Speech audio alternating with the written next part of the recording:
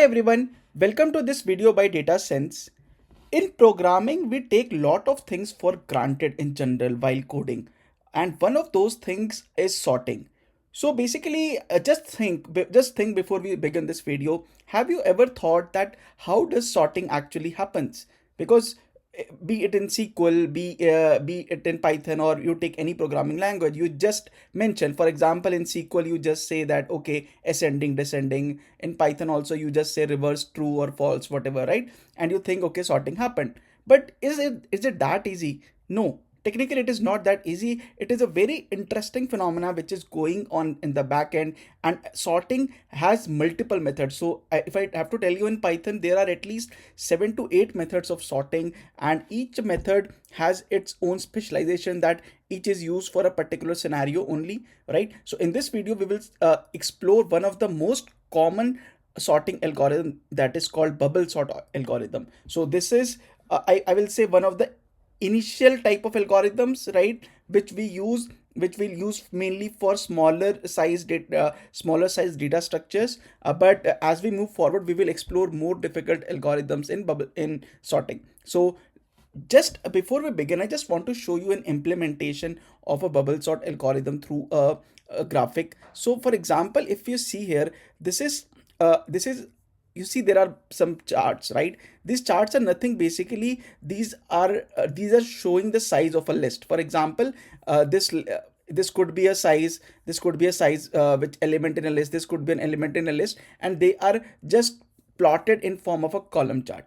Okay, now suppose we have to sort them in ascending order. So what does it mean? That the smallest bar should come at the start, the second one should come here, and that's how it should go, right? This is the tallest one, so it should go at the end. Now let us look that how does it happen visually. Okay, we will explore how it works logically as well, but let us see how visually it works. So let me run this play button. If you see this, what is happening, right?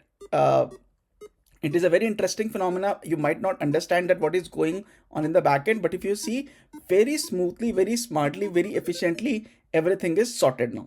This is the power of sorting algorithm, especially the bubble sort. This is a very interesting phenomena. So in this video, we are going to explore the bubble sort algorithm from scratch to the end with the coding implementation. We will first of all see that what is bubble sort algorithm, what is its intuition, which we do in each of our video, that because it is very important to understand in mindset that how a particular algorithm works. After that, once we are done with that, we will look forward for the coding, then we will look for a couple of variations, and then there is an assignment which you have to solve. So without wasting time, let us start with the video and let's deep dive into the problem. So let us start understanding how does the bubble sort algorithm works intuitively. So assume we have this particular list which is totally unsorted right now. It has 9 elements. Now there are few concepts in bubble sort algorithm which you need to keep in mind. First of all, there is a concept of lapse, and second is concept of adjacent comparison. So what is going to happen is that any list or any array that you take, whatever the size of it is, it will be iterated that many times. For example, this particular list has 9 elements. So what is going to happen? You will take this list and you will pass through. You can assume you can pass through you'll pass through a circle, or you can write n times. So you will pass first time, then you will pass second time, then you will pass third time, then you will pass like n times. So what is n? N is your length of your particular list. So basically there will be 9 iterations for this particular, or you can say 9 laps that we are going to do, and in each lap we are going to do something which will actually sort. Okay, now so let us do one thing. Now that we understand what it will have 9 laps because it has size of 9. So what is going to happen in each lap? Let us try to understand that. Now what is going to happen, that in each lap we will start from, because we have to sort from in ascending order. So we will start from the first 2 elements. Okay, it will compare the first 2 elements and it will check, are these 2 elements sorted or not. For example, here they are not sorted. So what will happen? It will sort them. And how does sorting happen? So they just replace it. So this is the main concept that you might be asking, that you are replacing it. So this is through replacing your sorting two elements. So technically what you will do in Python code, simply that you will say that list of 1 is equal to list of 0, okay, and list of 0 will become equal to list of 1. We will see that how it happens, okay. So right now I'm just explaining the intuition. So what will happen after here, that they will swap, because 9 is greater than 1, so they will swap. So 1 will come here and 9 will come here. So this will be your, okay, first. Now what will happen, now these two will be compared. Now if you see that 9 is greater than 8, so again what will happen, 8 will come here and 9 will move here, okay. Now again 9 and 2 will be compared. So if you see, 2 will be moved here and 9 will be moved here, and so on. It will keep on happening till your whatever the maximum element in this list is, it reaches to the end point. So this is the key concept that you need to know. In every lab that you are going to do, the objective is to take the maximum element in an unsorted list to the end of the list, okay. So that is the maximum element in an unsorted list, in unsorted, remember unsorted, whatever the unsorted part of list is there, you have to take it to the extreme right, okay. So you can think it like, for example, suppose there's a water body, okay. What happens, for example, let's say there's a glass, you have put some water in it, okay. So let's say glass is filled with water, you put lot of things in it. So what generally happens, that the heavy thing reside at the bottom, okay, and the light things reside at the top, correct. This is what is happening, that in every iteration you are moving the most heaviest part to the end. And how you're doing adjacent comparison, and you are just looping it, okay, till the end point. So once this has happened, for example, let's say once the first iteration happened, so what will be happening after that? So let's say the first lap is completed. So after the first lap, we will see that what is going to happen, 9 will be moved at the extreme right. So let me just remove these all parts, okay. So what will be happening, let me just clear it soon. So 1 will move here, correct. So each element will be shifted adjacent by 1. So technically what is going to happen, if we see, this list will become something like this, okay. So this list will become something like this, 9. So this is after your first lap, and you will fix this, okay. Now you see that the heaviest part or the greatest part of this list is at the end now, okay. So this was your first lap. Now what you will do, now you will start the second lap, remember, okay. Now in the second lap, remember, what do we have to do, we have to take the maximum, so remember, all maximum unsorted list, okay. So what is the maximum unsorted list in this particular list? It is not the whole list, it is just this part, okay. So in the second lap, what we are going to do, we are going to move the maximum element to the end. So what will happen after the second, 8 will move to the end, and that's how we will keep on repeating, such that in every lap, so lap 1, lap 2, lap 3, lap 4, right, what will happen, the heaviest element or the biggest element will move to the end, and that's how it will become. First of all, 9 will come here, then 8 will come here, then 7 will come here, then 6 will come here, then 5, okay, then 4, then 3, then 2, then 1. That's how this sorting will happen, okay. So let's try to see this particular implementation through more visually appealing, through more visually, by placing things, that how each lap works, right. It will take little time, but you will grasp totally in your mind. So let us move toward discussing that. So now we are going to see how each lap in a bubble sort works, and how does each iteration work, what actually happens in whole of the process, right. So try to watch this completely, and I will explain lap by lap, step by step, that how things are happening, and we will see how result is getting, how this particular list is or array is getting sorted. So what happens, that first of all, let us say you have this particular list. Now, as I mentioned you already, that the length of this particular array is 9, right. So there will be total 9 laps. So 9 times this particular list will be entering, okay. So 9 times this particular list will be entering, you can say, a black chamber, or where some activities happening where we are moving the heaviest part or the greatest part, pushing it to the endpoint, right? And what we are doing, we are dealing with the largest unsorted array. Okay, so largest unsorted array. So let's talk about what is going to happen in lab 1. Okay, so in lab 1, if you see, this is the biggest sorted array, right? And this whole will be taken into consideration. So we will start with element 1, index 0 and index 1, and we will compare these two. Okay, now we see that 9 is greater than 1. Okay, so because 9 is greater than 1, so what do we have to do? We have to remember, we cannot sort it because we don't know how, like the sorting function we cannot use on it. So how will we do? We'll use a method called replace. So what is going to happen is, whenever we see that the left part is greater than my right part, okay, I will create a temporary I have created a temporary storage or temporary variable which I'll be varying it. So what I will do, whenever this thing happen that I see left greater than right, okay, whenever I see that, what I will do, I will move this left part to this particular part. So what I'm going to do, I'm simply going to paste. So this 9 will actually move here. So technically what is going to happen, it will become 9. So this is a temporary storage for this, and this 1 will become this one. Okay, and this 9 will now move to here. Okay, so what did happen? So how this swapping worked, first this 9 moved here, okay, and then this 1 moved here, and then this 9 moved at this particular point. Okay, so this happened. Now we will see these two. Now this particular is sorted. Now we'll move to next element, this element and this element. We see that left element is still greater, so we have to again basically swap things. So what will I do? I will move this 9 once again here, okay, and I will move this 8 here, okay, and now 9 will move here, okay, and this will become dash. Okay, so this is going to happen. Now in 9 2, okay, what will happen? 9 now will move here, okay, 2 will move here, and now 9 will move again here. Okay, this is going to happen.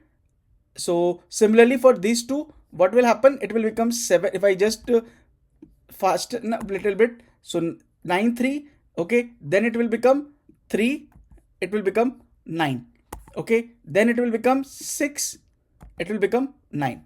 Okay, that's how you are basically swapping. One you are swapping and one you are moving. Now see, in 9 4, what will happen? This would have been blank. So what will happen? First of all, 9 will move here, okay, and then 4 will move here, okay, and then 9 will move back here, and in the last part 5 will move here, and now 9 will move here. So what has happened in this particular array has been sorted, and now we see that the biggest element which was there, it is present at the end point, right? So whatever we wanted, the biggest element of this unsorted list is present at this point. So this is sorted. So what I can say is this part is done now. Okay, now we don't. So after first lab, my last element is in the right place. Now my lab 1 is completed. Now I will go again the lab 2. Okay, in lab 2, what is the biggest unsorted array now? Now the biggest unsorted array is this one, right, up to 5. Okay, so what we have to do, remember, it is not till 9. Now in the second scenario, your biggest unsorted array is this one. So what you will do, you'll repeat the same step that we did earlier.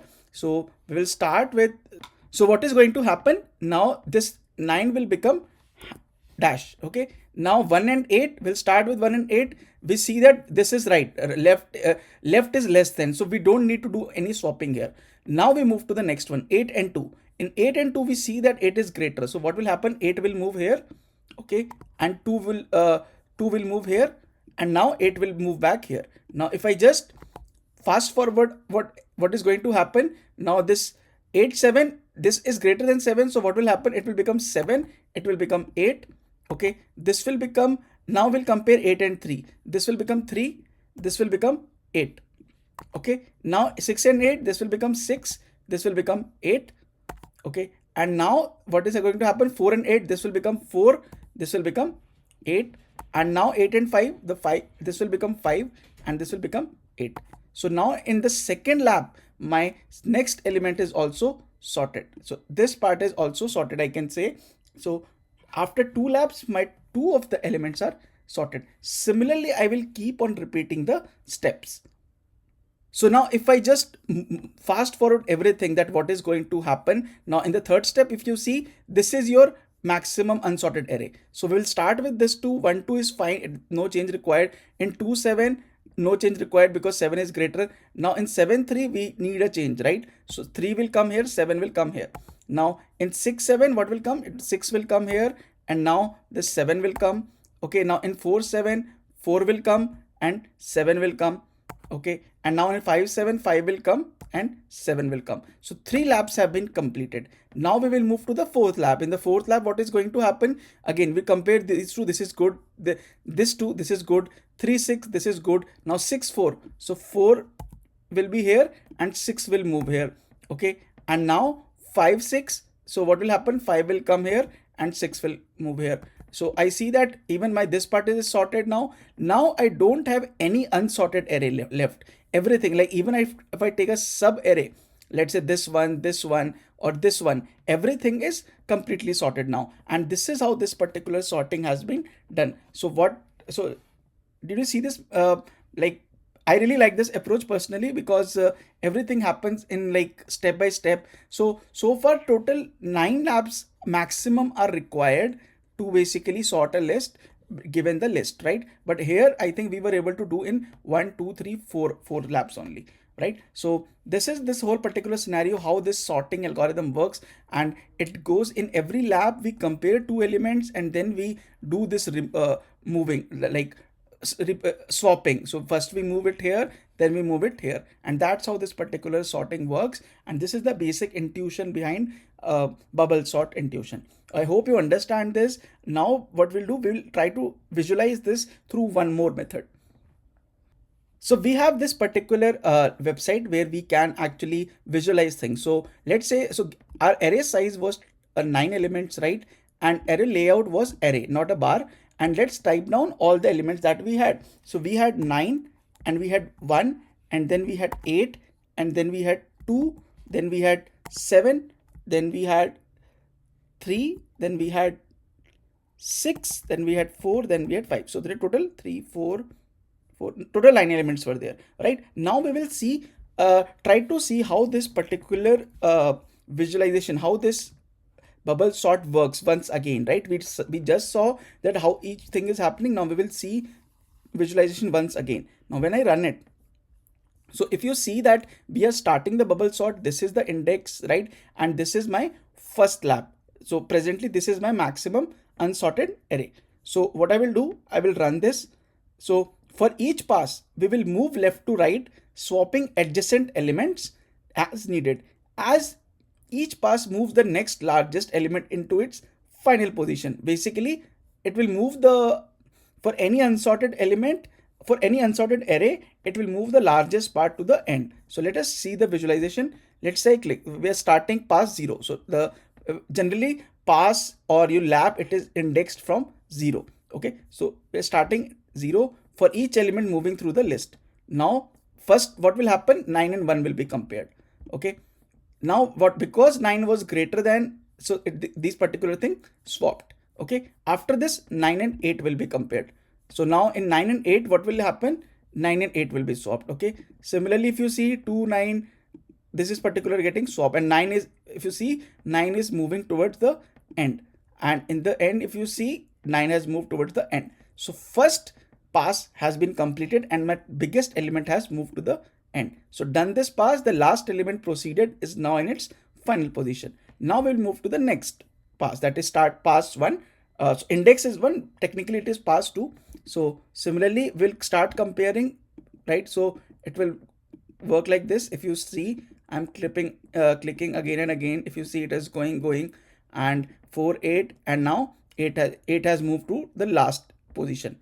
Okay, now 8 is also sorted. Now we have this unsorted array left. So now the third pass, or technically second, so it is, if you see, it is going on, and it has reached till here, and my third part is also sorted. Now we have this particular pass left. So if you see in the next pass, we are doing it, doing it, and 6 has moved to its last place. Now we are comparing, everything is good. 5 has reached it. Now next again, we don't attack, even in that pass no swapping will happen because everything is already sorted. Okay, so if you see how this particular thing happened, now done sorting. So that's how your array or list has been completely sorted. So this was so we started with this particular order and we have reached this particular order. So that's how this particular sorting has happened. I hope you are clear now in mind that how bubble sort actually happens, right? And what is each particular step what is happening actually in each particular step. So now we will move towards the time complexity of this, and after that we will move towards the coding part. To determine the time complexity of bubble sort algorithm, we need to see how many operations or how many comparisons are actually we doing in the whole algorithm. So keep this thing in mind that we eventually, what is time complexity? Time complexity is technically how many operations are varying with your data size. Now, if you see that we have total, the array size is of n, okay, and there will be n laps, which we just discussed, that for array of size n, there will be n laps. You'll pass the array multiple times, right? So now in the first, so let's discuss how many steps or operation will be in the first lap. Now, if you see in the first lap, what we were doing, we were comparing two elements at a time, right? We compared 9, 1, then we compared these two, then we compared these two. If you see technically for a list of length n, we did n minus 1 matches, correct? Because the 2, 1, so basically this is 1 match, this is 2 match, this is 3, 4, 5, 6, and so on. So n minus 1 matches was for the first lap. Okay, now what will happen for the second lap? For the second lap, if you see, this last element will be blocked because you already have things here. Now you will just have to manage with the n minus 1 elements, right? So for n minus 1 element, there will be n minus 2 matches that you need to do, comparisons. Now you might be thinking why there is one less. Just take this example. Let's say this is 1, 2, and 3. So there are 3 elements. First you will compare 1 and 2. This is your first match, and then you will compare 2 and 3. This is your second match. So number of matches will be always 1 less than the number of elements in that particular unsorted list. Okay. So if you keep on doing this for third lap, there will be n minus 3. Okay. And till your nth lap, for example, you will have one comparison, because in nth lap you only have this particular thing left and there will be one comparison only. So if we see total number of operations through all the 9 laps, what are they? It is 1 plus 2 plus 3 plus n minus 2 plus n minus 1. Okay. Now, if you know the arithmetic progression, those who know it, when we have n minus 1 elements, this, for example, when you have to sum 1 plus 2 plus 3 up to n, what is the formula for this? This is n into n plus 1 by 2. This is simple formula for an AP, okay, arithmetic progression. So that we will apply here. Now, n is the number of terms. Here, number of terms are n minus 1. So it will be n minus 1 into n minus 1 plus 1, okay, divided by 2. So number of operations, if you see, it becomes n into n minus 1 by 2. Okay, now if you open it, what will happen? It will become n square by 2 minus n by 2. So time complexity is technically n square by 2 minus n by 2. Now if you remember, when something of higher order is there, we have to remove the lower order, and constants we always have to remove. So what will be the final time complexity of this? The time complexity of bubble sort algorithm will be O of n square. Okay, so that's how we have reached it. Now n square means this is not a very efficient algorithm, and that's what I told at the start of the video as well, that bubble sort algorithm, it's good. I mean, when you realize that how it's working, it's really fascinating, but actually it's not very good for bigger array size, right? For them we will have other like merge sort algorithm. There are like a lot of things that we'll be discussing in future, right? So that's it about the time complexity of bubble sort algorithm. It is O of n square. Okay, I hope this part is clear as well. Now we'll move to the final section where we have a coding. We'll see how to code this down, and we'll discuss few nuances of it, and then we will share the assignments. So now let's straight dive into the coding part. So let us start coding the bubble sort algorithm. Now we have the same array that we just discussed, and we have mention it here in an unsorted manner. So first of all, I'll create the function def bubble underscore sort.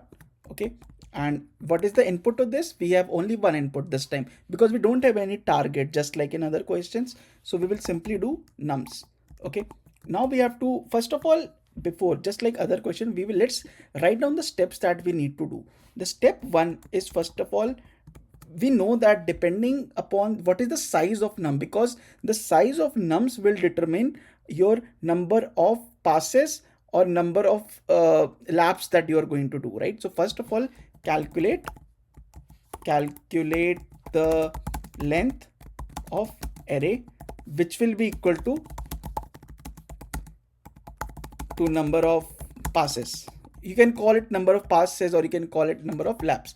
It's totally, like, people use different words, but it means same. Okay, so first of all, let's do that. Now how will you do that? We'll simply write down n is equal to, let's say, length of array, or you can say nums. So this part is done. Now remember, we have n, if you see, the length is n, right? We will have n laps, and for each lap we will remember, this lap actually varies from 0 to n minus 1. Although it's 9, although it means 9, for example, in this particular scenario there will be 9 laps, right? But the index of this lap will start from 0. That's how it is done. So you will say it starts from 0 to n minus 1, right? This is important because eventually it will be n laps. So how you are going to do this? We are going to simply use for loop, and we will use, so technically, for I in range length of, we will do nums. Okay, so my I will vary from 0 to 8 in this particular scenario. So this particular part is done. Now what are we going to do inside each lap, right? So inside each lap we are going to compare the two numbers, correct?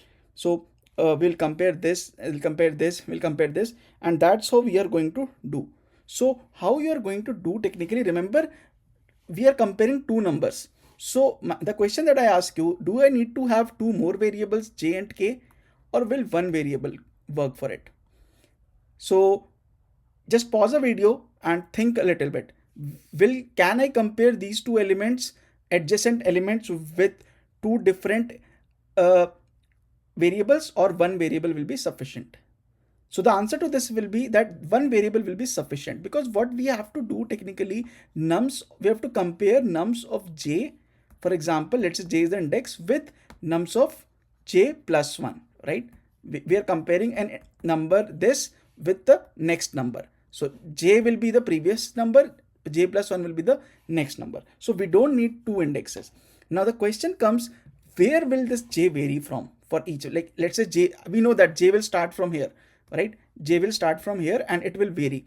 Okay, now if you remember, we saw that for each of the lap, you are not iterating for the full of the list. For example, for the first lap you are going to till this point, for the second lap you are going till this point, for the third lap you are going till this point, for the for the fourth you are going, right? So the j's range is reducing as your number of lap is increasing, correct? So this is something interesting to note here. The range of j will depend upon which lap you are in right now. For example, when you are in lap 1, okay, let's say you are in lap 1, where will j vary? J will vary from 0 to, so 0, 1, 2, 3, 4, like this is n minus 1, so j will vary till n minus 2, correct? Because j cannot take this value, j cannot take n minus 1 here. So please focus a little bit here. So this index is 0, 1, 2, 3, up to, let's say this is technically n minus 1, right? And this is n minus 2. Now for the first lap, j cannot take the value because we are comparing j with the next value, right? So the moment we compare this and this, we don't need to actually move here. So j will first of all vary from 0 to n minus 2. For the lap 2, j will vary from 0 to, if you see, n minus 3. Okay, 0 to n minus 3 technically it will go. And that's how it will go on. For the last lap, it will just vary from 0.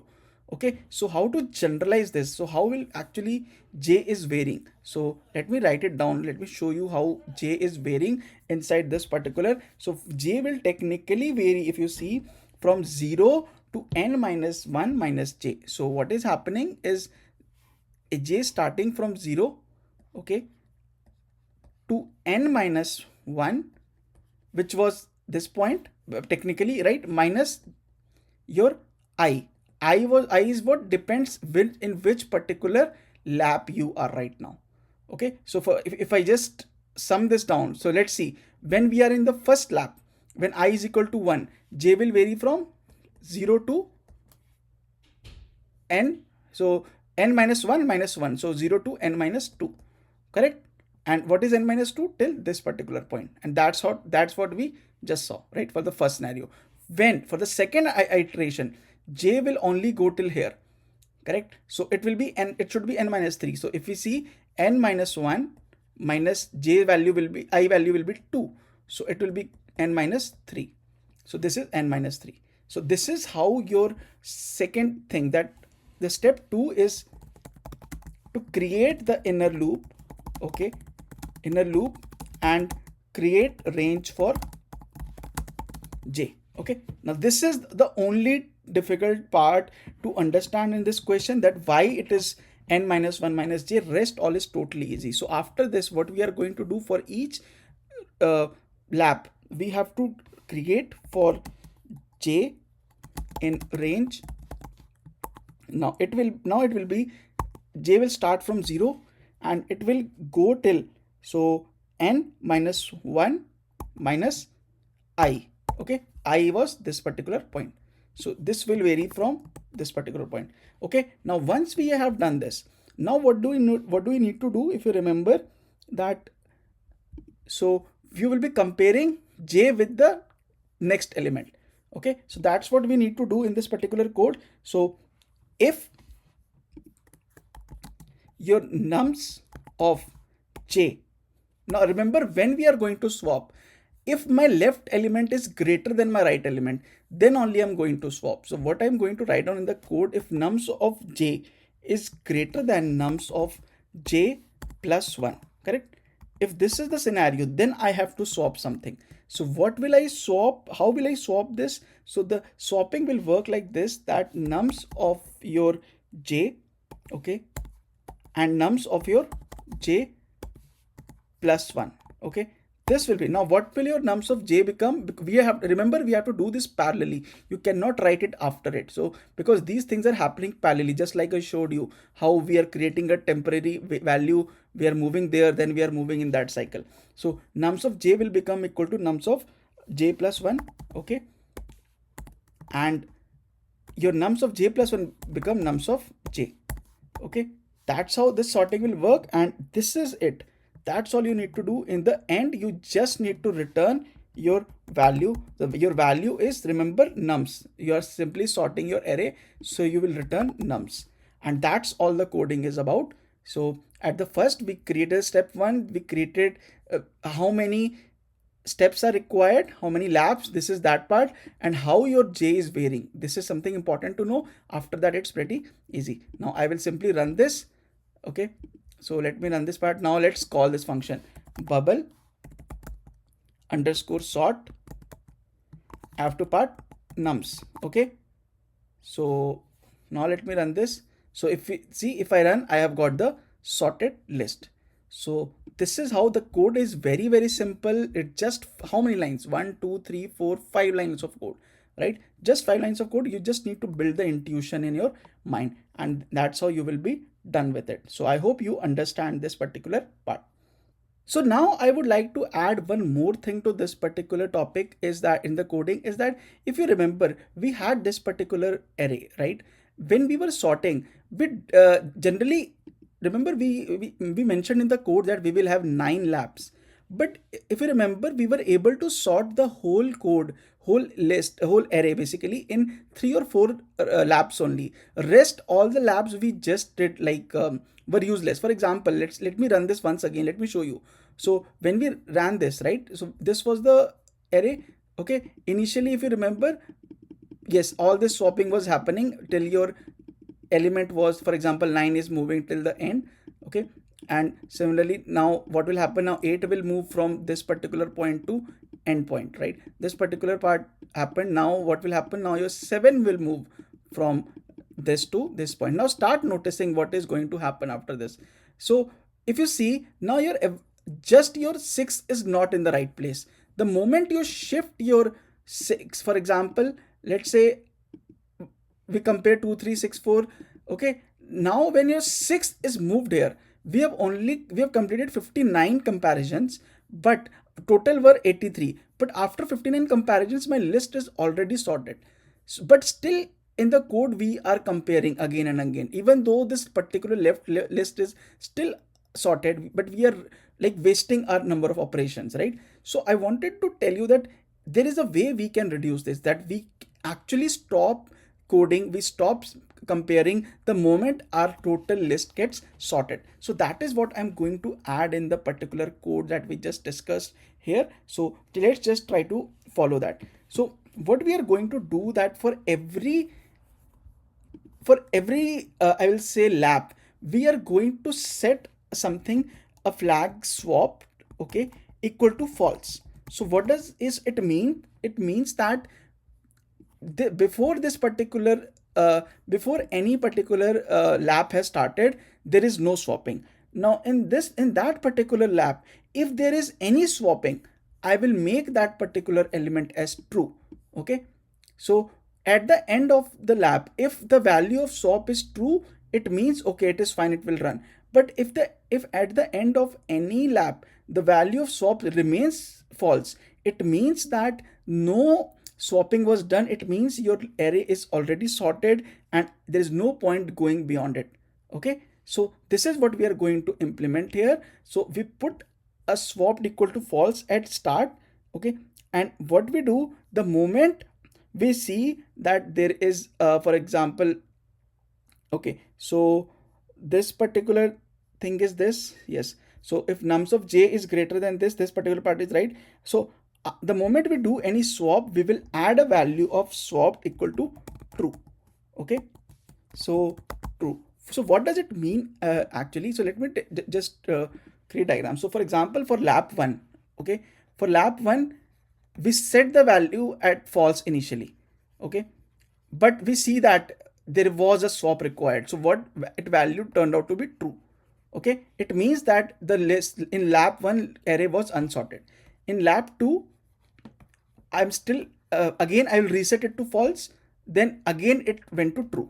Okay, it means that even at lab 2 things were unsorted. But for example, when I reach at lab 4, I put it false initially, and because if you remember, it was already sorted 1 2 3 4 5 6 7 8 9. So no swapping will take place. So the coding part that I have added here, swapped equal to true, it will not take place, right? So it will remain as false only. Okay, so the moment I see that my value of swap after a particular lab is false only, it means that I have to break my code. I have to simply stop writing code there, right? So that's what I'm going to implement. So how will we do that? Let's say this is the part.